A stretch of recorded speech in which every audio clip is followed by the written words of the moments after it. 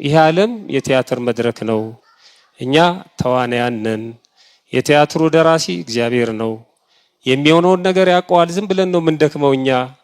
እግዚአብሔር እኮ ወስኖብናል። በቃ ተወስኖ አልቋል የሚሉ ደግሞ ጅላጅሎችም አሉ። የሚምታታባቸው እግዚአብሔር ያውቃል የሚለውና እግዚአብሔር ወስኗል። እግዚአብሔር ያውቃል፣ የሚሆነውን ነገር በሙሉ ያውቃል፣ ግን አልወሰነም።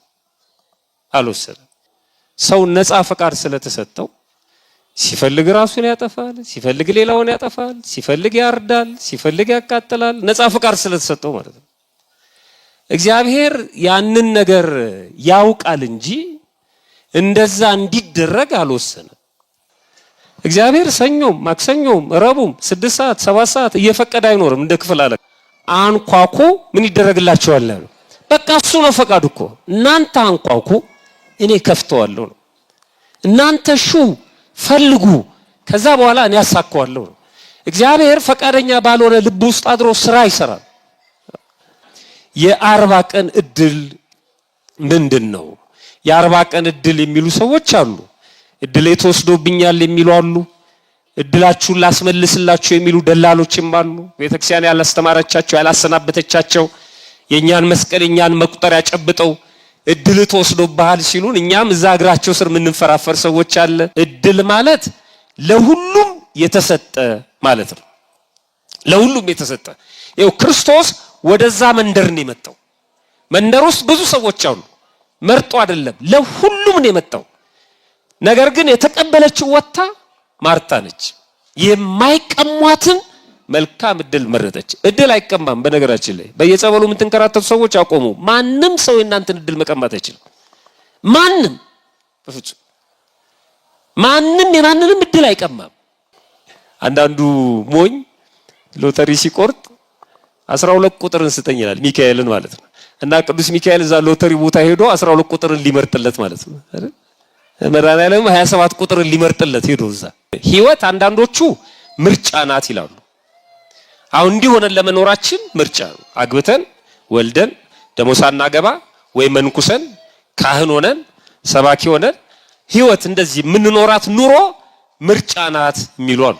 አይ የለም ምርጫ አይደለም እድል ነው፣ እጣ ፈንታ ነው፣ በ40 ቀን የተጣፈ ነው የሚሉ አሉ። የ40 ቀን እድል ለሚሉ ሰዎች መነሻ የሚያደርጓቸው ብዙ ነገሮች አሉ። ግን በመጽሐፍ ቅዳሴ ላይ አንድ ቃል አለ። በስመ አብ ወወልድ ወመንፈስ ቅዱስ አሃዱ አምላክ አሜን። አየንተ እግዚአብሔር ካህናት፣ ሊቃውንተ ቤተክርስቲያን፣ አባቶች እና ወንድሞች በዚህ በተቀደሰ ቦታ ከሩቅና ከቅርብ ተገኝታችሁ እግዚአብሔርን ደጅ የምትጠኑት የእግዚአብሔር ልጆቹ ምእመናን እና ምእመናት እንዲሁም ሕፃናት በቅድሚያ በልዑል እግዚአብሔር ስም እንደምን ሰነበታችሁ? እንደምን አመሻችሁ? አሜን። ሳይገባን ኃጢአታችንን ሳይመለከት በቸርነቱ በእድሜያችን ላይ ይችን ሰዓት ጨምሮ በዚህ በተቀደሰ ቦታ ሰብስቦ እንድንማማር ደግሞ እንድናመሰግነው የፈቀደልን የአባቶቻችን የቅዱሳን አምላክ የእኛም አምላክ ፈጣሪያችን ልዑል እግዚአብሔር ክብር ምስጋና ይግባው። እንደ እግዚአብሔር መልካም ፈቃድ ባለን ጥቂት ደቂቃ የምንነጋገርበት የትምህርታችን ወይም የስብከታችን ርዕስ የሚሆነው የ40 ቀን እድል የሚል ነው። ምንድን ነው ያልኳችሁ? አዎ ታውቃላችሁ ስለ 40 ቀን እድል ምን ማለት ነው? የ40 ቀን እድል ማለት ምን ማለት ነው? የ40 ቀን እድል ራሱ የሚባለው ምንድን ነው? አንዳንድ ሰዎች እኔ እድሌ ተወስዶብኝ ለማስመለስ እየጣርኩ ነው ይላሉ። አንዳንዶቹም በየጠበሉ ቦታ ይንከራተታሉ። አንዳንድ ደፋሮች ደግሞ እድልሽ ተወስዶብሻልና ስለማስመልስልሽ ይሄን ያህል ብር ታመጫለሽ ተብለው ብር አፈላልገው ሰጥተው ልክ ነው እኔ እኮ እድሌ ስለተወሰደብኝ ነው ስራም ማልይዘው ትዳርም ማልይዘው ልጅም ማላገኘው ሰው የሚጠላኝ ይላሉ። ባህሪያቸውን ማስተካከል ሲገባቸው የሆነ ከሰማይ ሌላ እድል የሚሰጣቸው የሚመስላቸውና በየቦታው የሚንከራተቱ ሰዎች አሉ። እግዚአብሔር ልቦና ይስጠልሁላችን። አንዳንድ የጠንቋይ ስራ የሚሰሩም አሉ። ግንባርህን አይቶ ግንባርህ እንደዚህ አይነት ነገር አለበት፣ የሰው አይን አለብህ፣ አይነ ጥላ አለብህ፣ እንዲህ ብታደርጊ ይገፈፍልሻል፣ ይገፈፍልሃል የሚሉ አሉ። በጣም የሚያሳዝነው የሚቀልዱበት ሰው በቅዱስ ሥጋውና በክቡር ደሙ የከበረ በ40ና በ80 ቀን የተጠመቀውን የጸጋ ልጅነት ያገኘውን ክርስቲያኑን ነው የሚጫወቱበት። ደግሞ በጣም ጅሎች ነን የመጨረሻ ማለት ነው። ያው የማናቀውን እድል ለማስመለስ የምንረባረብ ሰዎች አለን። ብዙ ሰው ይሄ በውጭውም ዓለም ነው መዳፍ የሚያዩ አሉ። የጠጡበትን የቡና ሲኒ አተላ የሚያዩ አሉ። እድል ለማግኘት ማለት ነው። ቀድሞ ለመስማት ማለት ነው። እኔ አሁን የዛሬ ሳምንት ትሞታለህ ቢባል አንድ ሰው እና በትክክል ቀኑን ቢነግረው ምንድነው የሚያደርገው? ምን የምታደርጉ ይመስላችኋል? የምትሞቱበትን ቀን ብታውቁ ምንድነው የምታደርጉት? ምን ጥቅም አለው? የምንሆነውን አስቀድሞ ማወቅ ምን ይጠቅመናል? በዚህ ምክንያት እግዚአብሔርም ላይ የሚገዳደሩ ሰዎች አሉ። ይህ ዓለም የቲያትር መድረክ ነው። እኛ ተዋናያን ነን። የቲያትሩ ደራሲ እግዚአብሔር ነው። የሚሆነውን ነገር ያውቀዋል። ዝም ብለን ነው የምንደክመው እኛ። እግዚአብሔር እኮ ወስኖብናል፣ በቃ ተወስኖ አልቋል የሚሉ ደግሞ ጅላጅሎችም አሉ። እግዚአብሔር ከወሰነብን እንዲህ አይነት ጉባኤ ታዲያ ምን ያደርጋል? እግዚአብሔር ከወሰነብን ለምን ነው የምንጠመቀው? ለምን እንጠመቃለን? ለምን ንስሐ እንገባለን? ለምን እንቆርባለን? ወስኖብን እየተጫወተብን ነው። ከወሰነብን ለምን ወደ ምድር መጣ? እግዚአብሔር የኛ ጉዳይ ያበቃለት ከሆነ ለምንድን ነው እንደዚህ የሚለማመጠን? በጣም የሚያሳዝን ነው። ፕሪዲስቲኔሽን የሚሉት አለ። ቅድመ ውሳኔ ተወስኖ አልቋል የሚሉ አሉ። የሚምታታባቸው እግዚአብሔር ያውቃል የሚለውና እግዚአብሔር ወስኗል። እግዚአብሔር ያውቃል፣ የሚሆነውን ነገር በሙሉ ያውቃል፣ ግን አልወሰነም። ይህ ዓለም የሚመራው በሁለት ፈቃድ ነው። ታውቃላችሁ? አንደኛው በእግዚአብሔር ፈቃድ ነው። እግዚአብሔር ሳይፈቅድ ሳይወድ የሚከናወን ነገር የለም። በእግዚአብሔር ፈቃድ ነው። እግዚአብሔር ሳያውቀው የሚደረግ ነገር የለም። ሁሉንም ያውቃል። ሁለተኛው ግን በሰው ልጅ ነፃ ፈቃድ ነው። ይቺ ዓለም እንዲህ የምትሆነው በሰው ልጅ ነፃ ፈቃድ ነው። ሰው ነፃ ፈቃድ ስለተሰጠው ሲፈልግ ራሱን ያጠፋል፣ ሲፈልግ ሌላውን ያጠፋል፣ ሲፈልግ ያርዳል፣ ሲፈልግ ያቃጥላል። ነፃ ፈቃድ ስለተሰጠው ማለት ነው። እግዚአብሔር ያንን ነገር ያውቃል እንጂ እንደዛ እንዲደረግ አልወሰነም። ረጅም ነው ርዕሱ። እኔ ለዚህ ጉዳይ በሚመጥን መልኩ ብቻ ነው። ኃጢአት እንድንሰራ አይፈልግም እግዚአብሔር። ኃጢአት እንድንሰራ ፈቃዱ አይደለም። እንድንገዳደል ፈቃዱ አይደለም። አንዱ እንዲያጠቃው ፈቃዱ አይደለም። ግን ደግሞ ለሰው ሙሉ ነፃነት ሰጥቶታል። ውጤቱን ይቀበላል የሰው ልጅ ማለት ነው። አሁን እናንተ እዚህ ቁጭ ብላችሁ እንድትማሩ ያስገደዳችሁ ማንም የለም። ማንም አላስገደዳችሁ። ፈቃዳችሁ ነው ቁጭ ብላችሁ እንድትማሩ ያደረጋችሁ። ካልፈቀዳችሁ ተነስታችሁ መውጣት ትችላላችሁ። ማንም አያስቆማችሁም። ማንም በመብረቅ አይመታችሁ። መሬት ተከፍላ አትውጣችሁ። ቅዳሴውንም ጠቅጥቃችሁ መሄድ ትችላላችሁ። ማንም አያስገድዳችሁ። እግዚአብሔር የነጻነት አምላክ ነው። የሚቀለድበትም ለዚህ ነው። የነጻነት አምላክ ነው። እንደ እግዚአብሔር ደግሞ ነጻ ወይም ነጻነት የሚሰጥ አምላክ አለ እንዴ? በጭራሽ የለም። እስኪ አንድ ጥያቄ ልጠይቃችሁ፣ በልምድ እንደምትመልሱልኝ እርግጠኛ ነኝ። እዚህ የመጣችሁት ማን ስለፈቀደላችሁ ነው? ጥሩ ነው። አሁን እናንተ መጣችኋል። ያልመጡትስ ማን ስላልፈቀደላቸው ነው? ይኸውላችሁ፣ አያችሁ፣ በጣም የሚገርም ነው። በቃ በልምድ ነው የምንኖረው ማለት ነው። እዛ ይጠብቃችሁና መንደር ለምንድን ነው ዛሬ ያልተማርከው ጉባኤ ያልሄድከው? በቃ እግዚአብሔር ፈቃዱ አልሆነም ይላል። ይቀልዳል። ለምን አትቆርብም? ፈቃዱ አልሆነም። ፈቃዱ የሆነ ጊዜ አንድ ቀን ቆርባለሁ ይላል እግዚአብሔር። ሰኞም ማክሰኞም ረቡም 6 ሰዓት 7 ሰዓት እየፈቀደ አይኖርም። እንደ ክፍል አለቃ ሽንቴ መጣ ፈቃድ፣ እናቴ ሞታ ፈቃድ። እንደሱ የእድር መሪ አይደለም እግዚአብሔር። እንደሱ አይደለም ይፈቅዱ። ፈቃዱ በጎ ማድረግ አንዴ ፈቅዷል። እንደዚህ የመጣችሁት እግዚአብሔር የፈቀደውን ፈቃድ ውዱን በራሳችሁ ፈቃድ ለመፈጸም ስለወሰናችሁ ነው። በደመና ጭኖ አላመጣችሁ እግዚአብሔር። ይሄንንማ ፈቅዷል። ቃል እግዚአብሔር መስማት ፈቅዷል። ወደ ቤተክርስቲያን መምጣት ፈቅዷል። ያን ፈቃድ ግን ተጠቀማችሁ፣ የእናንተን ፈቃድ አክላችሁ ማለት ነው። ዛሬ ቤተክርስቲያን መሄድ አለብኝ ብላችሁ። ይሄ ባይሆን እኮ አንኳኩ ምን ይደረግላችኋል ነው። በቃ እሱ ነው ፈቃዱ እኮ።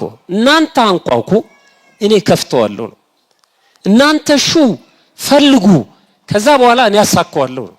እግዚአብሔር ፈቃደኛ ባልሆነ ልብ ውስጥ አድሮ ስራ ይሰራል። በጣም ሰፊ ርዕስ ነው ይሄ። ሳምንት 2 ሳምንት ወስደን የሰዎችን ህይወት ምሳሌ እያሳየን ሁሉ ምንማርበት ነው። ቢሆንም ግን ለዚህ ጉባኤ በሚመጥን መልኩ በጥቂቱ እናያለን። እግዚአብሔር በቸርነቱ ጥበቡን ምስጢሩን እንዲገልጥልን መልካም ፈቃዱ ይሆንልን። የ40 ቀን እድል ምንድነው? የ40 ቀን እድል የሚሉ ሰዎች አሉ። እድሌ ተወስዶብኛል የሚሉ አሉ። እድላችሁን ላስመልስላችሁ የሚሉ ደላሎችም አሉ። ቤተክርስቲያን ያላስተማረቻቸው ያላሰናበተቻቸው የኛን መስቀል የኛን መቁጠሪያ ጨብጠው እድል ተወስዶብሃል ሲሉን እኛም እዛ እግራቸው ስር ምንንፈራፈር ሰዎች አለ። መነሻው የመጽሐፍ ቅዱስ ክፍል ብዙ ቦታ አለ። ግን ለምእመናን ቅርብ ለማድረግ የምንነሳበት የመጽሐፍ ቅዱስ ክፍል የሉቃስ ወንጌል ምዕራፍ 10 ከቁጥር 35 ጀምሮ ያለው ንባብ ነው። እንደዚህ ይላል። ሲሄዱም እርሱ ወደ አንዲት መንደር ገባ። ማን ነው እርሱ የተባለው? ክርስቶስ ነው። ክብር ምስጋና ይግባውና እየሄዱ ከደቀ መዛሙርቱ ጋር ወደ አንዲት መንደር ገባ። ማርታ የተባለች አንዲት ሴትም በቤቷ ተቀበለችው። ልብ አድርጉ፣ የገባው ወደ መንደር ነው። የተቀበለችው ግን ማርታ የምትባል አንዲት ሴት ናት። እሱ ጠርቷት አይደለም። በጣም ማስተዋል አለባችሁ። ወደ መንደሩ ነው የመጣው። መንደር ደግሞ ብዙ ቤቶች ብዙ ሰዎች የሚኖሩበት አካባቢ ነው መንደር የሚባለው። ከዛ ሁሉ መንደር ግን ማርታ የተባለችው ሴት ወጥታ ተቀበለችው። ለእርሷም ማርያም የምትባል አንዲት እህት ነበረቻት። እርሷ ደግሞ ቃሉን ልትሰማ በኢየሱስ እግር አጠገብ ተቀምጣ ነበረች። ማርያም ወደ ቤት ገባ። እሷ በእግሩ ስር ቁጭ ብላ ስትማር፣ ማርታ ደግሞ ወደ ጓዳ ገባች። የእንግዳ መቀበል ወጉን ስርዓቱን ለመፈጸም ማለት ነው። ማርታ ግን አገልግሎት ስለበዛባት ባከነች። የምታውቁት ታሪክ ነው። ጓዳው ስትል ከዛ በኋላ ወደ ፊት ለፊት ወደ ሳሎኑ ስታይ እህቷ ማርያም ቁጭ ብላ የክርስቶስን ቃል እየሰማች ነው። ስለዚህ ክስ ይዛ መጣች።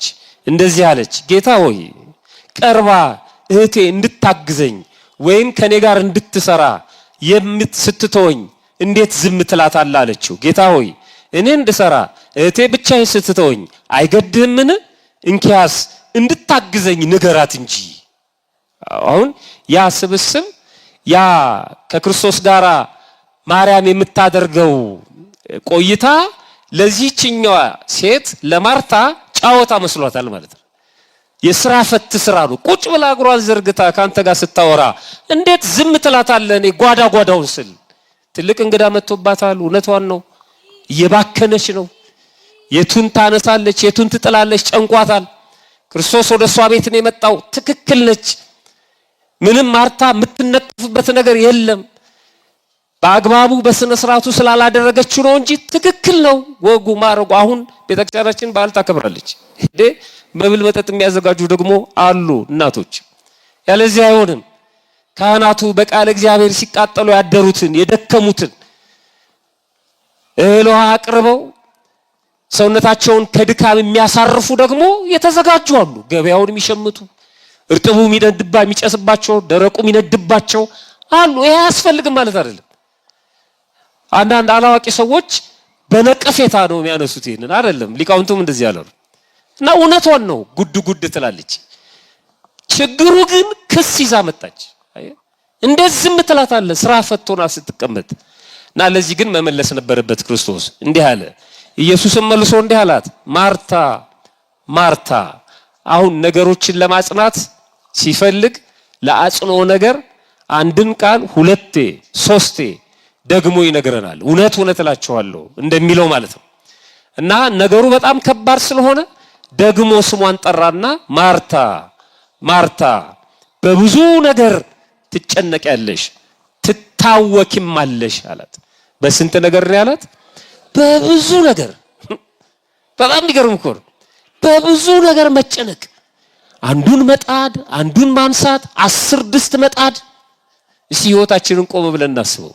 ብዙ በቃ ወከባ፣ ስንገናኝ እንኳን የረባ ሰላምታ እንለዋወጥም። በቃ ኑሮ ሩጫ ነው ምናምን ነው የምንለው። በቃ ዝም ብለን ነው የምንባክነው በብዙ ነገር። ሰው በብዙ ነገር አይጨነቅም፣ መርጦ ነው መጨነቅ ያለበት። በብዙ ነገር ትታወቂያለሽ ትጨነቂያለሽ፣ የሚያስፈልገው ግን ጥቂት ወይም አንድ ነገር ነው። ማርያምስ መልካም ዕድል መርጣለች፣ ከሷ አይወሰድባትም። ማርያም እመቤታችንን አይደለም የማርታን እህት ማርያም መልካም ዕድል መርጣለች፣ ከሷ አይወሰድባትም። ለጊዜው የመረጠችው የእግዚአብሔርን ምን መስማት ነው? ቃሉን መስማት ነው። አሁን ይሄ ቀላል ይመስላል እዚህ ቁጭ ብላችሁ ስትማሩ ማለት ነው። በጣም የተለየ ነው። በቃ ይሄ የተመረጠ መልካም ዕድል፣ ይሄን ማንም ከሷ አይወስድባትም ማለት። አሁን ከተነሳንበት ሐሳብ ወይም ጉዳይ አንፃር 5 ነገሮች አሉ በዚህ አንቀጽ ውስጥ። አንደኛ በዚህ ንባብ ብቻ ማለት ነው ዕድል ማለት ለሁሉም የተሰጠ ማለት ነው።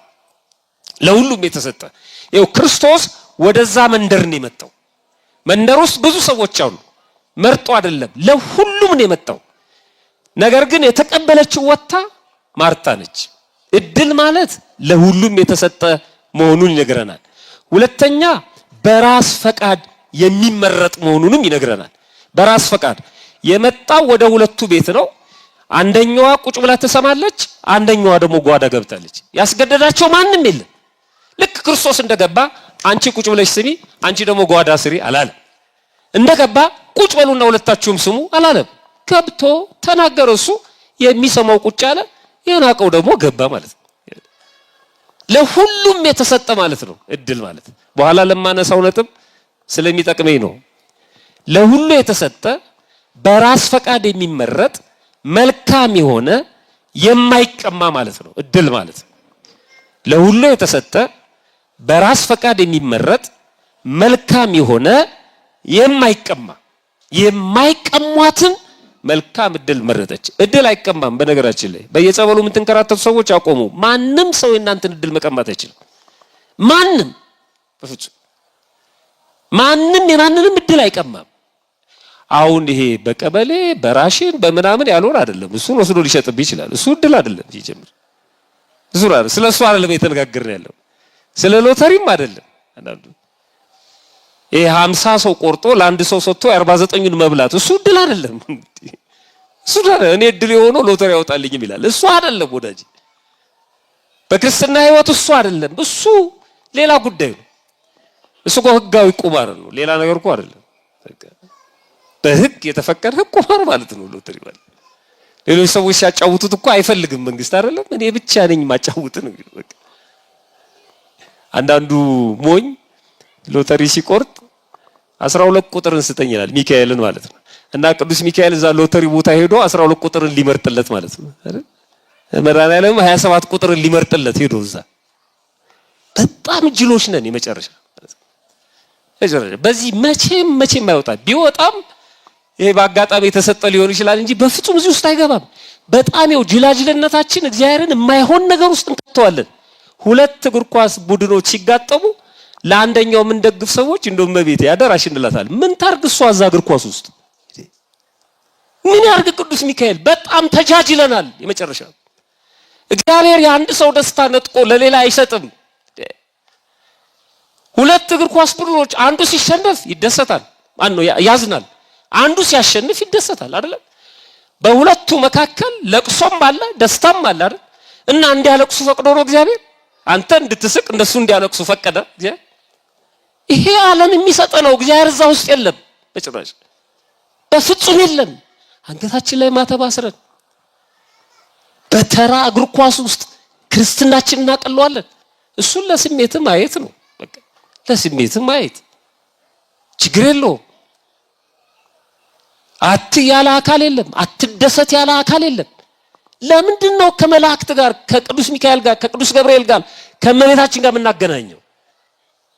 ያንተ አንሶ ቅዳሴ ትተ ሰዓታት ትተ ማሌቱን ትተ ቃለ እግዚአብሔር ትተ እዛ ተወዝፈ ያንተ አንሶ ደግሞ መላእክቱ እዛ መጥተው ይርዱ። ዲባይ መጨረሻ ጅላጅል መጨረሻ ቦታ ገና ነን እኮ ገና ነን። ኦርቶዶክሳውያን በጣም ገና ነን። ገና አልተረዳናትም። ክርስትናችንን አልተረዳነውም። እግዚአብሔር ለሁላችንም ልቦና ይስጠን። በእውነት እድል በዚህ አባባል አንደኛ ለሁሉ የተሰጠ የታደለ ነው። ሁለተኛ በራስ ፈቃድ የሚመረጥ ነው። ሶስተኛ መልካም የሆነ ነው። አራተኛ የማይቀማ የማይነጠቅ ነው። እኛ ክርስቲያኖች እድል ስንልና ዓለማውያኑ እድል ሲሉ በሁለቱ መካከል ልዩነት አለ። እንደ ዓለማውያኑ እድል በቀላሉ የሚገኝ በአጋጣሚ የሚገኝ ማለት ነው። የሆነ ሰው አሁን እየሄደ 200 ብር ተጠቅልሎ ቢያገኝ ምን አይነት እድለኛ ነው እንለዋለን። ይኸው ለሱ እድል እሱ ነው 200 ብሩ ማለት ነው። በዓለም ውስጥ ይሄ እስከ ትልቅ ትዳር መያዝ ልጅ መውለድ ምናምን የፈለገ ነገር በሉት በዓለም ውስጥ ያለው በሙሉ ሰው እድል የሚለው እሱን ነው እንደ ዓለም ማለት ነው። ይኸውላችሁ ይሄ በእግዚአብሔር ዘንድ እድል ቢሆን ኖሮ ባል ለምሳሌ ጥሩ ባል በእግዚአብሔር ዘንድ እድል ቢሆን ማለት ነው። ጥሩ ባል ያላጋጠማቸውስ እድል የላቸው ማለት ነው። እድለ ቢስ ናቸው። እነሱን አልፈጠራቸውም እግዚአብሔር። ያንተ ምርጫ ነው ያ ያንቺ ምርጫ ነው ያ። ቅድም ነገርኳችሁ እዚህ ለመምጣታችሁ የእናንተ ፈቃድ አለበት። ማንም አላስገደዳችሁም። ልክ እናንተ ስትፈቅዱ ግን መንገድ ላይ የሚያጋጥማችሁን ነገር እግዚአብሔር እየተከላከለ አመጣችሁ። የሚያስቀሩ ብዙ ነገሮች ነበሩ። እነዛን ግን የለም ልጄ ፈቅዷል፣ ቃል እግዚአብሔር መስማት ፈልጋለሁ ብሏል። ሲመጣ አርኩስ መንፈስ በጥፊ ይለዋል፣ ዞር በል ከዚህ ይለዋል። በቃ ፈቅዷል፣ እሱ ወዷል። ከዚህ ማንም አይነቅለውም። እየጠበቀ ያመጣናል። ልክ አሁን መዳን ትወዳለህ አለው አይደል? ምን ዋጋ አለው ብሎ ተናገረ። ያን ሁሉ ድሪቶ ቃል እኔ ሰው የለኝም ምናምን አለ። መዳን ትፈልጋለህ ወይ? ቁልፎ ጥያቄ ያለው እሱ ላይ ምን ዋጋ አለው አለ። ይፈልጋል ግን በጣም ከባድ ነው በሱ ውሳኔ። ስለዚህ ምን አለው ክርስቶስ? ተነሳ አልጋህን ተሸከምና ሂድ። በቃ ፍላጎት ነው። እውነት እንነጋገር ከተባለ አሁን ስለ ቁርባን ሲነሳ ቀሳውስቱ ቤታችን ተገኝተው ወይ መምህራን ሲመክሩን ወይ ደግሞ ጎረቤቶቻችን ወይዘሮ ገሌ አቶ ገሌ ለምን አትቆርቡም ሲባል የምናማተም ሰዎች የለንም። በስመ አብ ወወልድ ወመንፈስ ቅዱስ እኔ ምን አልኩሽ ምንል እና እኛን እንዴት ያምጣን እግዚአብሔር ወደ ቁርባን? እጅና እግራችን አስሮ ያምጣ እንዴ? መቼም አንመጣም በፍጹም። አንዳንዱስ ምን ይላል? ለምን አትቆርብ ሲባል እንባው ዱብ ዱብ ይላል። እኔ ሳልፈልግ ቀርቼ ነው ይላል። መቁረብ ሳልፈልግ ቀርቼ ይመስልሃል? እኔ ብዙ ችግር አለብኝ ይላል። አይ ከዛ በኋላ ምን ያደርጋል እግዚአብሔር? ድንጋዩ ጠጠሩ ምናምኑን ላንሳላት፣ ፋንድያ ፍግ ላስታቅፋት፣ 1 ዓመት ለኔ ስጠኝ እንዳለው ቅዱስ ሚካኤል በቃ አሁን ለኔ ፍቀድልኝ ፈቅዷል። እሱ ዙሪያውን እኔ ያስተካክልለታል ይላል። አይ እሾውን ምኑን ይነቃቀልና ድንገት ቤተ መቅደስ ውስጥ ያሰልፋል። ስጋው ደግሞ እንድትቀበል ያደርጋል። ትሻላችሁ ትፈልጋላችሁ እሱ ነው። በዓለም ውስጥ ያለው ከኛ ጋር በጭራሽ አይገናኝም። በቀላሉ የሚገኝ በአጋጣሚ የተገኘ ያልታሰበ ነገር ያው ዓለም እድል የሚለው ማለት ነው። ያልታሰበ ለሌላው ያልተሰጠ እሱ ብቻ የደረሰው ወይ ያገኘው አስቀድሞ የተወሰነ እጣ ፈንታ ነው የሚለው ዓለም እድልን ማለት ነው። የዓለም የእድል ፍቺ ይሄ ነው። ራሳቸውንም አንዳንድ ሰዎች በዚህ ውስጥ ሲያስገቡ እኔ እድለኛ ነኝ ይላሉ፣ እኔ እድለኛ አይደለሁም ይላሉ፣ እኔ አመድ አፋሽ ነኝ ይላሉ። ይኸውላችሁ ቆርበው ክርስቲያን ሆነው የሥላሴ ልጅ ሆነው እኔ አመድ አፋሽ ነኝ ይሏቸዋል። የዓለም ውስጥ ያለው ቅራቅንቦ እነሱ ጋር ስለሌለ ስላላገኙት ማለት እኔማ እድለ ቢስ ነኝ። በጣም የሚገርም እኮ የሆነ ድሬዳዋ ውስጥ የባቡር አደጋ የዛሬ ምናምን ዓመት በጣም ብዙ ሰው ያለቀበት እና ሲናገሩ የሆነ ሰውዬ ሄዶ እሱ ጋር ሲደርስ ቲኬት አለቀ ማለት ነው። በጣም ተናደደ፣ ጮኸ፣ በትርፍ ለመግዛት ሞከረ። በፍጹም ግን ቲኬት የለ። ወደ ቤቱ ተመልሶ ሄደ፣ ግን ብዙ ሰው አለቀ። አናውቀውም እኛ በቃ እኔ እድሌ ጠማማ ስለሆነ ነው እኔ ጋር ያልቃል ቲኬት ነው ምንለው። አይ እንዴት እኔ እድሌ ጠማማ ስለሆነ ነው? እኔማ መዳፋሽ ነኝ ይላል። የዓለምን ተርታ ነገር ነገ ጠዋት የምናገኘው ከነጎዳ የሚደርስልን ማለት ምንም ቀላል የሆነ ነገር ከ8 ሰዓት በኋላ ባዶ የሚሆነው አሁን በልተ ነው። ልብስም ቢሆን የሚያረጀውን ማለት ነው። ጊዜም እንደዛው እንቶ ፈንቶ የሆነ ነገር ዓለም እሱን ነው እድል የሚለን። ይሄ በዓለም ውስጥ ያሉትን ዲክሽነሪዎችን ጎግልም ሰርች ብታደርግ የሚነግርህ እድል እጣ ፈንታ እሱ ነው። በድንገት የሆነ ሳይታሰብ የተገኘ ይላል እና ቀድሞ የተወሰነ ምናምን ነው የሚለው። ከዚህ አንፃር ሰዎች እኔ እድለኛ ነኝ፣ እኔ እድለ ቢስ ነኝ፣ እኔ አመዳፋሽ ነኝ ይላሉ። ከዛ ሲያጡት ያንን እድል ለማስመለስ ወደ ሆነ ቦታ ይሄዳሉ። ከዛ በኋላ እድላችንን እናስመልሳለን ብለው በነፍስ ያገኙትን ነገር በሙሉ ያጣሉ ማለት ነው። እግዚአብሔር ከዚህ ይሰውረን። በእውነት የክርስቲያኖች እድል ምንድነው? በደንብ እንድትሰሙ ይፈልጋሉ። እኛ እድል የምንለው ምንድነው ነው? እኛ እድል የምንለው ምንድነው? የመጀመሪያው እድላችን ራሱ እግዚአብሔር የኛ ማለት ነው። እድላችን ራሱ እግዚአብሔር ነው። እድል ስጦታ ነው፣ የተሰጠ ነው። ይሄ ሃይማኖት መገለጥ ነው። እግዚአብሔር ራሱን ነው ለኛ የገለጠው። ራሱ ነው አለው እዚህ ነኝ ያለን። ራሱ ነው ወደዚህ ምድር ያመጣን። ስለዚህ እግዚአብሔር ራሱን ነው የሰጠን። ሁለት ጊዜ በመፍጠርም በማዳንም ራሱን የሰጠን ራሱ ነው። እኛ ማመልከቻ ጽፈን አይደለም፣ እኛ አይደለንም የመጣ ነው፣ እሱ ነው ያመጣን ራሱ ማለት ነው። በመዝሙር 15 ላይ ቁጥር 5 ላይ እግዚአብሔር የርስቴ እድል ፈንታና ጽዋዬ ነው፣ ወይም እድል ፈንታዬ ጽዋ ተርታዬ እግዚአብሔር ነው። አንድ ክርስቲያን የሚለው ይሄንን እግዚአብሔር ነው፣ እጣዬንም የምታጠና አንተ ነህ ይለዋል። በክርስትናው ሁሉም የሚሆነው እንደ እግዚአብሔር መልካም ፈቃድ ነው። እግዚአብሔር ሲያውቅ ሳያውቅ የሚደረግ ምንም ነገር የለም። እንደ እግዚአብሔር እቅድ፣ እንደ እግዚአብሔር ፈቃድ መልካም የሆነው ነገር በሙሉ የሚደረገው ማለት ነው። ለሁሉም የታደለና የተሰጠ ነው። ምንድነው የተሰጠን? እድላችንን እግዚአብሔር ነው ካልን እሱ እግዚአብሔር የኛ እድል እጣ ፈንታ ሆኖ ለኛ የሰጠን ነገር ምንድነው? የታደልነው ነገር ምንድነው? እኛ ታደለናል። እንደኛ የታደለ የለም። በመጀመሪያ ደረጃ የታደልነው ሰው መሆን ነው። ሰው መሆን ተሰጥቶናል ወይም ታድሎናል። ምንም ሳንለፋ ሳንደክም በብርሃናዊ እጆቹ ከአፈር የፈጠረን ራሱ እግዚአብሔር ነው። ሰው እኮ ተጠንቶ ያላለቀ ፍጥረት ነው። በጭራሽ ሰውን መርምሮ አጥንቶ የሚጨርሰው ማንም የለም በፍጹም። ይሞክራሉ ሰዎች፣ ሰው እንዲህ ነው፣ ሰው እንዲህ ነው። ሰው ራሱን በራሱ ማጥናት አይችልም። በጣም ከባድ። ከዛ ውጪ ነው። ሰው መሆን በራሱ በጣም የተለየ ነው። አሁን በእኛ ዘመን ተራ ነገር ነው፣ ተራ ተርታ ነገር ነው ሰው መሆን ማለት ነው። በሰከንድ ውስጥ የሰው ህይወት ሲያልፍ እናያለን። ሰው መሆንን የማያከብር ሰው ሌላውም ሰው እንዲኖር አይፈልግም።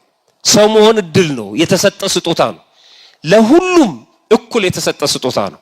ሰው በመሆን ውስጥ ያው እኛ ለማሳነስ አንዳንዱ ሰው ጆሮ የማይሰማ አይኑ የማያይ እግሩ በደንብ የማይራመድ ወይ አካለ ስንኩል አካለ ጎዶሎ ምናምን እንላለን። እግዚአብሔር ጋር የለም። ሰው ነው እሱ።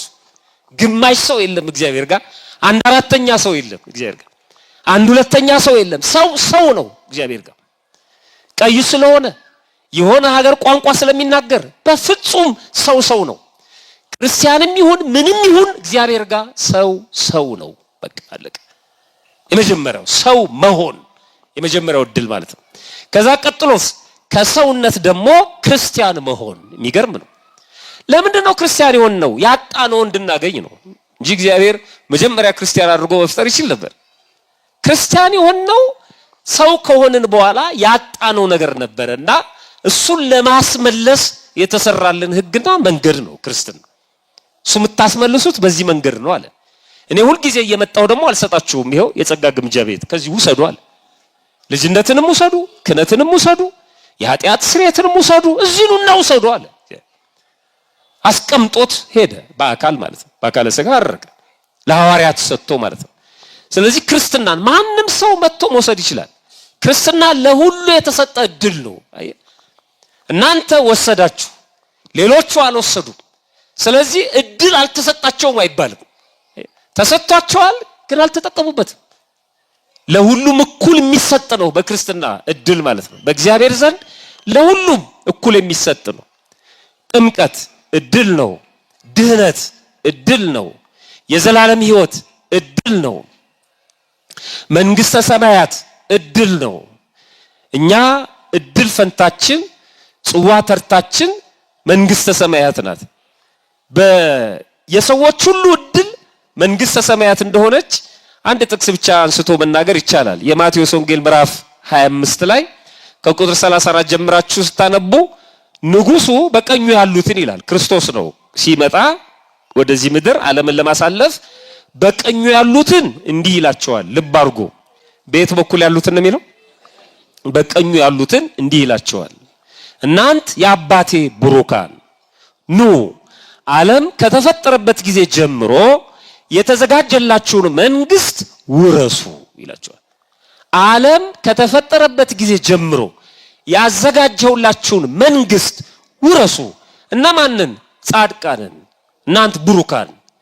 ጻድቃን የሆኑት በምንድን ነው? በራሳቸው በጎ ፈቃድ ነው።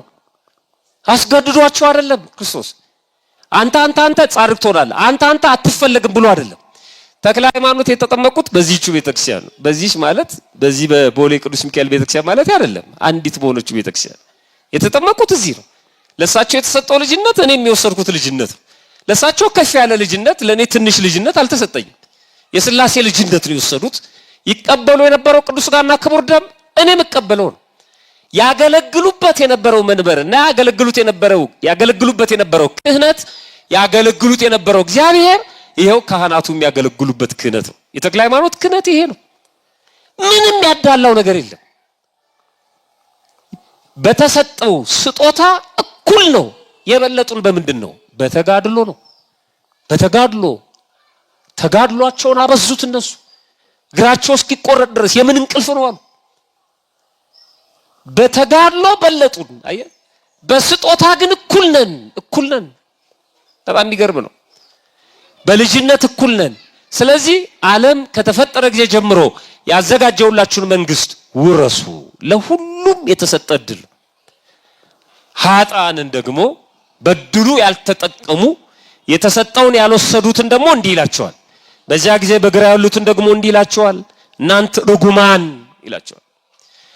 በጣም እንድትሰሙኝ የምፈልገው ጻድቃንን ያላቸው ዓለም ከተፈጠረ ጊዜ ጀምሮ የተዘጋጀላችሁን መንግስት ውረሱ ነው ያለው። ለማን የተዘጋጀው? ለነሱ የተዘጋጀላችሁን፣ ለጻድቃን በሙሉ የተዘጋጀውን ውረሱ። እኔን ላመናችሁ በኃጢአት በወደቃችሁ ጊዜ ንስሐ እየገባችሁ ቅዱስ ሥጋውን ክቡር ደሙን እየተቀበላችሁ ለጠበቃችሁ ልጅነታችሁን ላከበራችሁ እናንተ ውረሱ አለ። ኃጥአን ጋር ሲመጣ ደግሞ እናንተ ርጉማን ዓለም ከመፈጠሩ ጀምሮ ያዘጋጀውላችሁን ውረሱ አላለም። በጣም የሚገርም ንግግር ነው። በደንብ ይሁቴን። አንዳንድ ጅላጅሎች ገሃነመ እሳትን እግዚአብሔር ለምን ያዘጋጃል ይላሉ። መጀመሪያ እኮ እንደሚቀጣ ስለሚያውቅ ነው ያዘጋጀልህ። እንደሚቀጣ ባያውቅ ኖሮ ለምን ያዘጋጃል? ገሃነመ እሳትን ለኔ ለእናንተ አይደለም የተዘጋጀው። የዘላለም እሳት የተዘጋጀው ለዲያብሎስ። የሚገርም ነው። ሰውን እያሰቃየው ኖሮ በነፃነት መኖር ስለሌለበት መጨረሻ ተከርቸም የሚገባበት ነው የተመቻቸለት። ለዚህ ነው ክርስቶስ ምን ይላል? በዚያን ጊዜ በግራ ያሉትን ደግሞ እንዲህ ይላቸዋል፣ እናንት ርጉማን ለሰይጣንና ለመላእክቱ ወደ ተዘጋጀው ወደ ዘላለም እሳት ሂዱ። ለማን ወደ ተዘጋጀው ነው ያለው? አይገርም? ፈታይ በርት የሚባለው እግዚአብሔር አባታችን ሰይጣን ነው ካላችሁ፣ ልጅ ደግሞ የሚወርሰው የማንን ነው? የአባቱን ነው። ስለዚህ አባታችሁን ርስት ውረሱ አላቸው። ምን አደረገ? ለሰይጣንና ለሰራዊቱ ወደ ተዘጋጀው ሂዱ። ሰይጣን አባታችን ነው ካላችሁ፣ በግብር ከመሰላችሁት ምን አረጋችኋለሁ? እናንተ ግን የአባቴ ብሩካን የተዘጋጀላችሁን ውረሱ። እነዚህ በግራ ያሉት በቀኝ እንዲሆኑ ያልተፈለገበት ምክንያቱ ምንድነው? እግዚአብሔር ሳይፈቅድ ቀርቶ ነው? አይደለም። በራሳቸው ፈቃድ አንፈልግም አሉ። ክርስትና የተሰጣቸውን ልጅነት አንፈልግም አሉ። አንዳንዶቹም በተሰጣቸው ልጅነት ቀለዱ እና ምን ያርግ? እድሉ ለሁሉም ነው።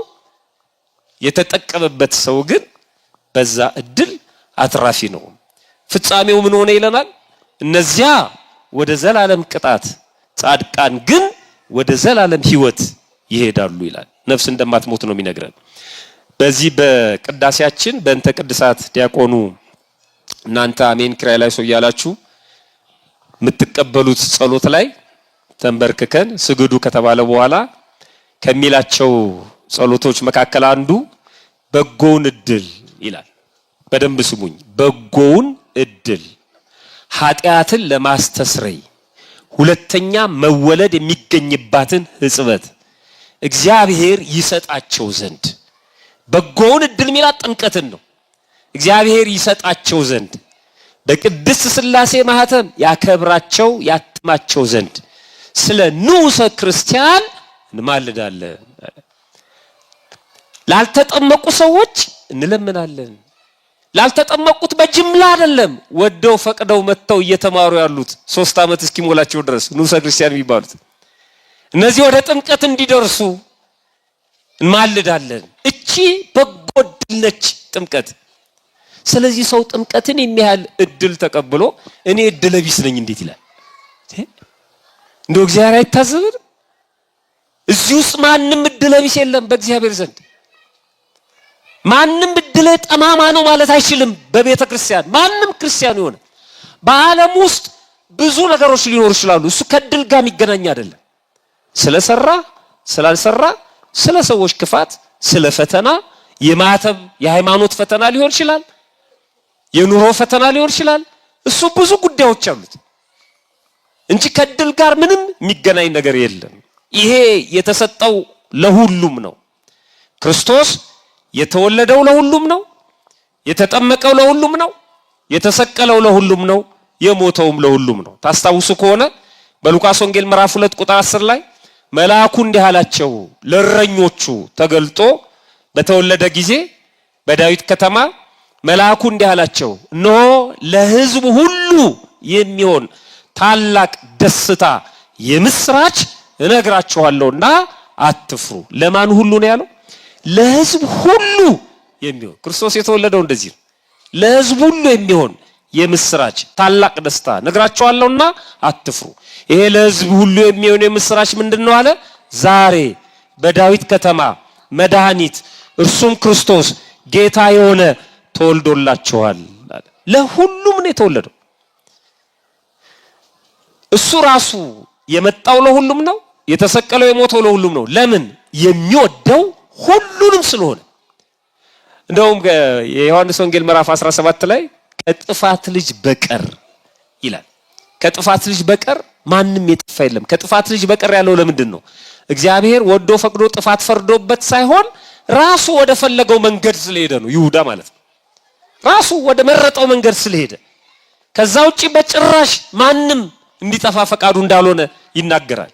የሚወደው ሁሉንም እንደሆነ የዮሐንስ ወንጌል ምዕራፍ 3 ቁጥር 16 ላይ በእርሱ የሚያምን ሁሉ የዘላለም ሕይወት እንዲኖረው እንጂ እንዳይጠፋ እግዚአብሔር አንድያ ልጁን እስኪሰጥ ድረስ ዓለሙን እንዲሁ ወዷል። ዓለሙን በሙሉ እንዲሁ ወዷል ይላል። የተሰቀለው ለሁሉም ነው። አንደኛ ጢሞቴዎስ ምዕራፍ 2 ቁጥር 9 ላይ ራሱን ለሁሉ ቤዛ አድርጎ ሰጠ ይላል። ለሁሉም ነው። ከለመኑትም የሚሰማው ሁሉንም ነው።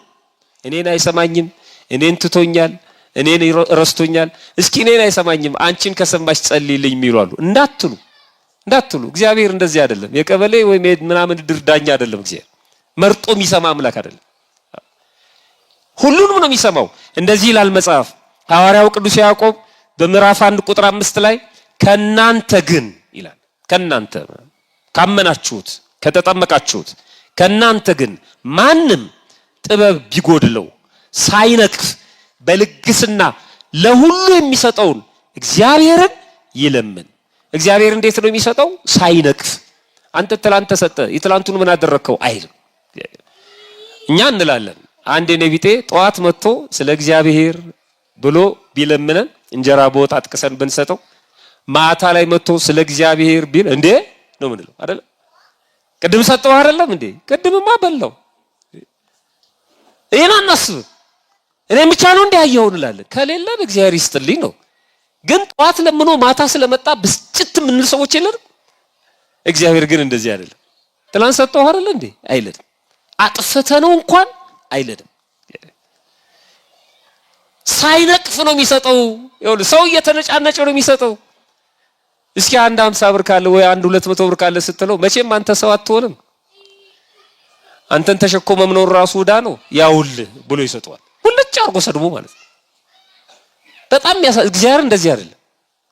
ሳይነቅፍ በልግስና ነው። እንደ ተቀማ አርጎ አይደለም የሚሰጠው። እግዚአብሔር እንደ ከሰረ አርጎ አይደለም የሚሰጠው። ለሁሉም እኩል ሳይነቅፍ በልግስና የሚሰጠው እግዚአብሔርን ይለምን ለእርሱም ይሰጠዋል። ሰዎች ላይ የምናያቸው ነገሮች ለምኑት ለሱም ይሰጠዋል። እግዚአብሔር ለሁሉም እኩል ይሰጣል። ጥሩ እያጠቃለልነው እንሄድ። ከዚህ አንፃር ህይወት ምንድነው? ህይወት ምንድነው? ሁለት ነገሮች ላይ ሰዎች ስለሚጋጩ ነው። ህይወት ማለት አሁን እኛ የምንኖረው ህይወት ምንድነው? ህይወት አንዳንዶቹ ምርጫ ናት ይላሉ። አሁን እንዲህ ሆነን ለመኖራችን ምርጫ ነው። አግብተን ወልደን ደሞ ሳናገባ ወይ መንኩሰን ካህን ሆነን ሰባኪ ሆነን ህይወት እንደዚህ የምንኖራት ኑሮ ምርጫ ናት የሚሉ አሉ። አይ የለም ምርጫ አይደለም፣ እድል ነው፣ እጣ ፈንታ ነው፣ በ40 ቀን የተጣፈ ነው የሚሉ አሉ።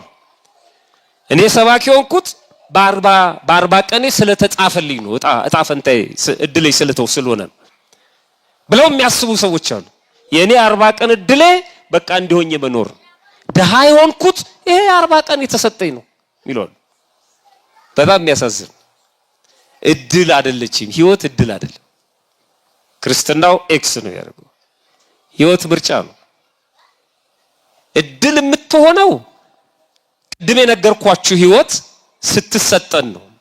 በኋላ ላይ እናየዋለን። ከዛ ከተሰጠችን በኋላ የኛ ምርጫ አለበት። እድል ቢሆንማ ህይወት እድል ቢሆን ኖሮ እግዚአብሔር ፈታይ በርት አይደለም ማለት ነው። መጀመሪያው ነው እኛ ደሃው ሆነን እንድንክደው እንድንበድለው አድርጎ ከፈጠረን በኋላ መጨረሻ ላይ ለምን ገሃነም ያስገባናል? ራሱ እንድንሆን ፈጥሮ ማለት ነው። ለምን ያስገባናል?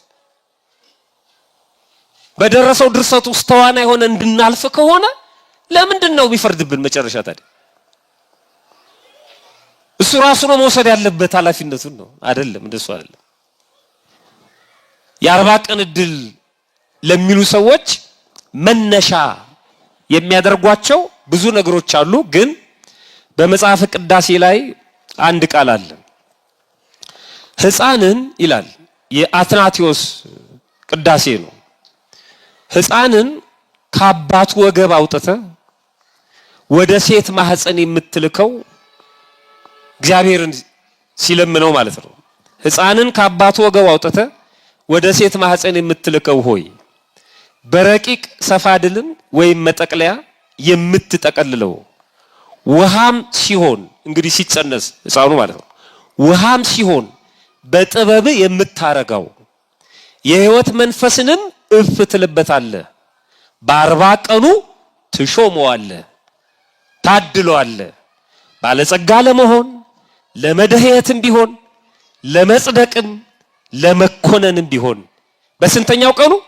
በ40 ቀኑ። እቺን ወስደው በቃ በ40 ቀኑ የተሰጠን ነው ይላል።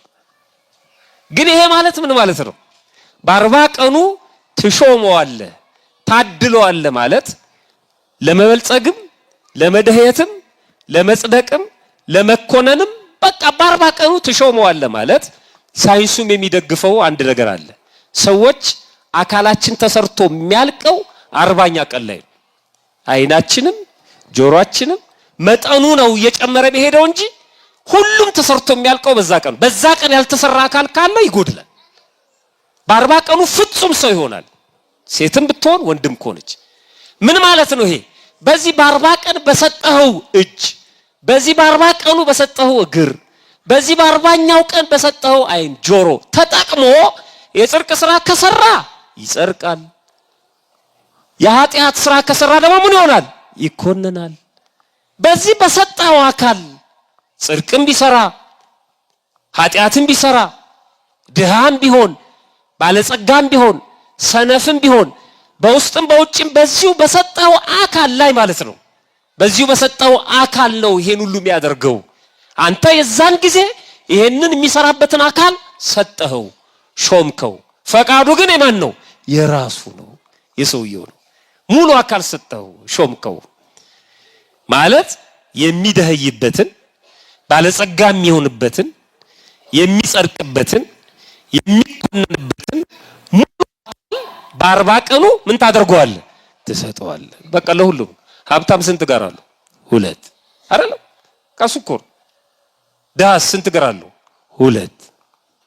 በቃ እሱ ነው። እነዛ ምዕራባውያኑ ያላቸው ጭንቅላትና የኛ ጭንቅላት እኩል ነው። ሰዎች ባይኩ በምናምን ሊያበላሉት ይሞክራሉ፣ ግን እኩል ነው። በቃ እኩል ነው።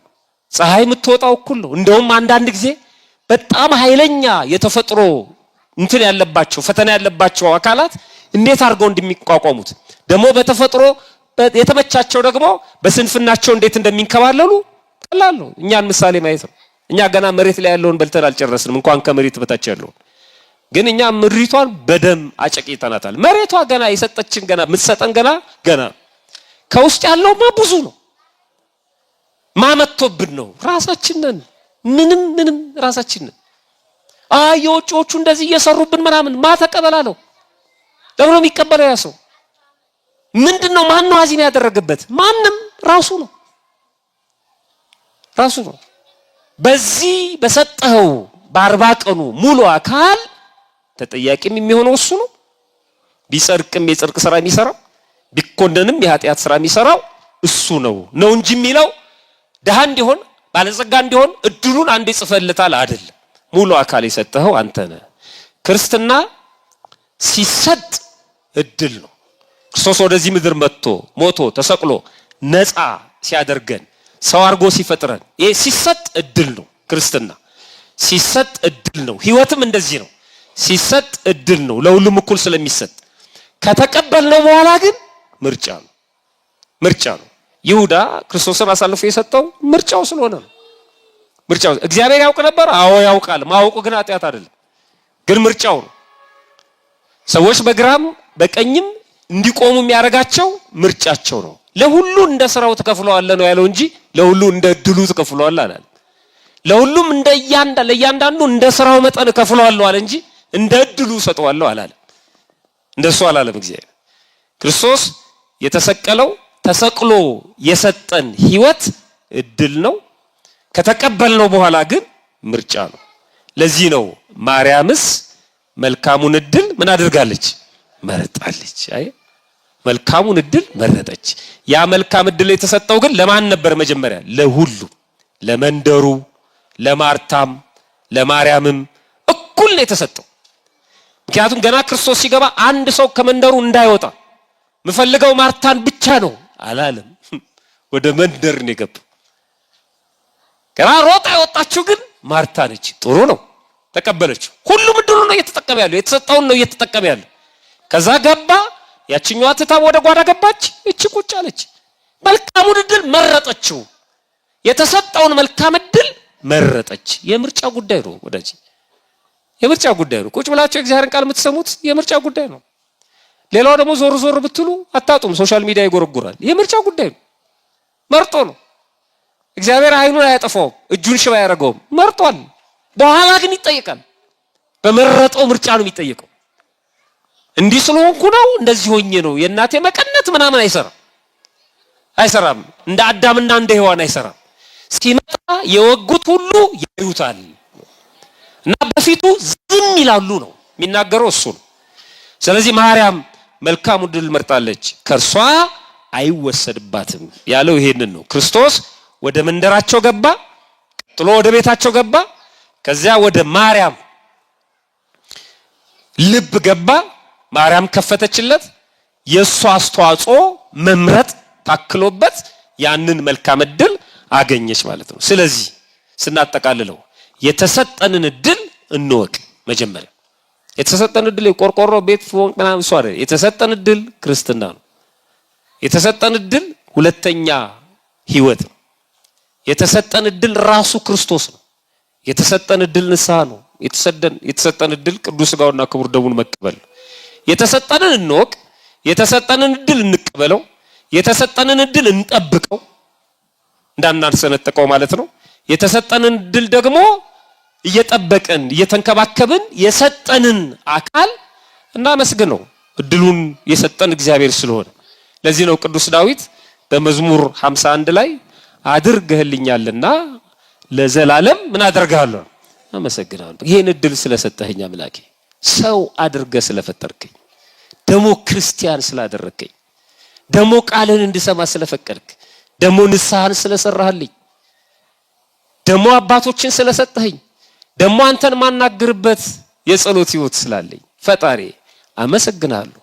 በዓለም ያለውማ ይመጣል፣ ችግር የለውም፣ እሱ ይመጣል። ዓለም እድል የሚለውና እኛ እድል የምንለው በጭራሽ አይገናኝም።